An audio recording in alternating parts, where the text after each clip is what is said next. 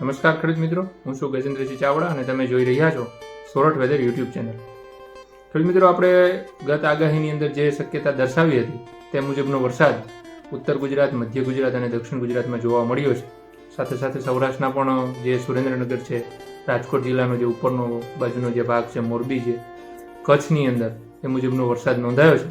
તો ખેડૂત મિત્રો, વાત કરીએ કે તારીખ 3 અને 4 એક નાનકડો વરસાદી રાઉન્ડ આવી રહ્યો છે. તો આજ રાત્રિ એટલે કે આજ તારીખ 2 ઓગસ્ટની રાત્રિના રોજ પણ સારા એવા વરસાદની શક્યતાઓ છે, ખાસ કરીને દક્ષિણ ગુજરાત સાથે સાથે પૂર્વ ગુજરાતનો જે ભાગ છે, તો દક્ષિણ સૌરાષ્ટ્ર અને પશ્ચિમ સૌરાષ્ટ્ર આ જિલ્લાઓની અંદર હળવા ભારે ઝાપટા, તો સીમિત વિસ્તારની અંદર મધ્યમ વરસાદ પણ આજની રાત દરમિયાન નોંધાઈ શકે. ખેડૂત મિત્રો, વાત કરીએ તારીખ 3 ઓગસ્ટની એટલે કે આવતીકાલે વરસાદના પ્રમાણમાં થોડો વધારો થાય તેવું હાલના ફોરકાસ્ટ મોડેલ દર્શાવી રહ્યા છે, જેની અંદર પણ ખાસ કરીને દક્ષિણ ગુજરાતમાં સારા એવા વરસાદની શક્યતા છે. સાથે સાથે જે પૂર્વ સૌરાષ્ટ્રના જે જિલ્લાઓ છે તેની અંદર અમરેલી, ભાવનગર, સાથે સાથે દક્ષિણ સૌરાષ્ટ્ર એટલે કે ગીર સોમનાથ, જુનાગઢ જિલ્લાના જે પૂર્વ બાજુનો ભાગ છે, આ વિસ્તારની અંદર આવતીકાલે સારા એવા વરસાદની શક્યતા છે.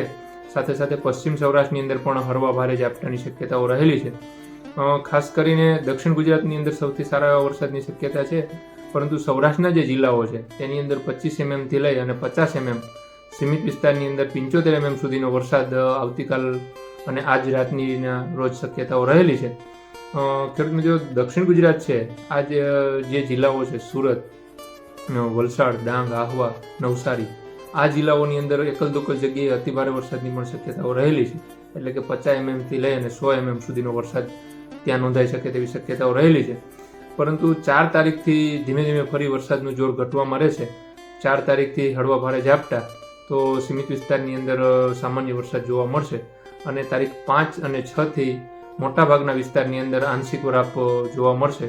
સીમિત વિસ્તારની અંદર કોઈ વખત સામાન્ય છાટાછૂટી થાય. બાકી તારીખ 5 થી લઈ અને 8-9 સુધી સારી એવી વરાપનો એક રાઉન્ડ હોય તેવું હાલના ફોરકાસ્ટ મોડેલ દર્શાવી રહ્યા છે. તેમ છતાં પણ જો કોઈ પણ ફેરફાર થશે આવનારા સમયની અંદર તો આપને અલગથી અપડેટ આપવામાં આવશે. હવામાન અને વરસાદને લગતી માહિતી માટે મારી આ ચેનલને સબસ્ક્રાઇબ કરજો અને વધુમાં વધુ ખેડૂત મિત્રોના ગ્રુપમાં શેર કરજો. અસ્તુ. જય હિન્દ, જય ભારત.